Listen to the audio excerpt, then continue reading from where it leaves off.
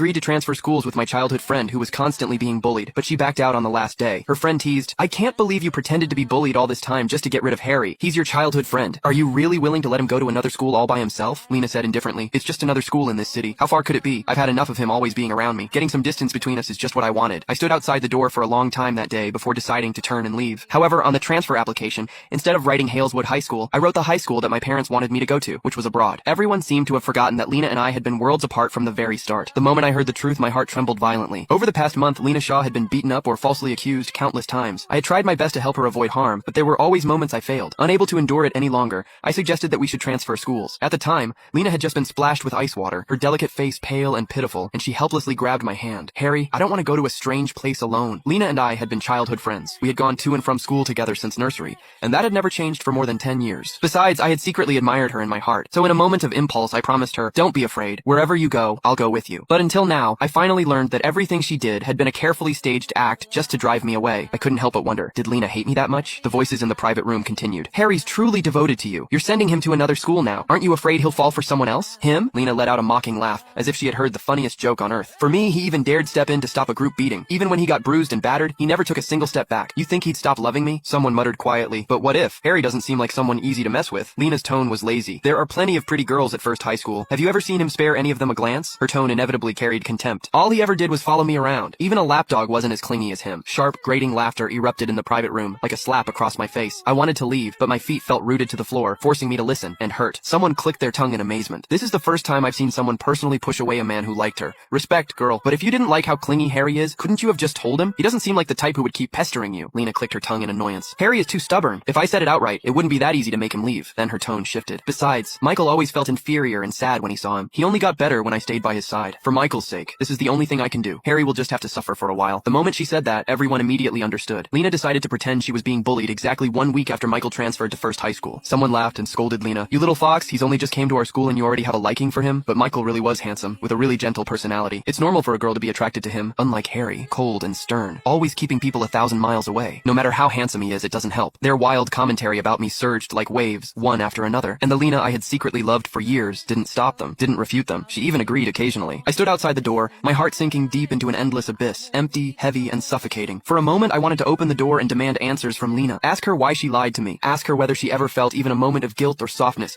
watching me get beaten while protecting her. Ask her if she ever thought about our more than 10 years of friendship before doing all this. But in the end, my mother's voice echoed in my ears. "Don't do unnecessary things. A person wouldn't change overnight." I turned around and left that private room. Thin, continuous pain registered belatedly. Originally, I would not have been so upset. I told myself it was just a betrayal.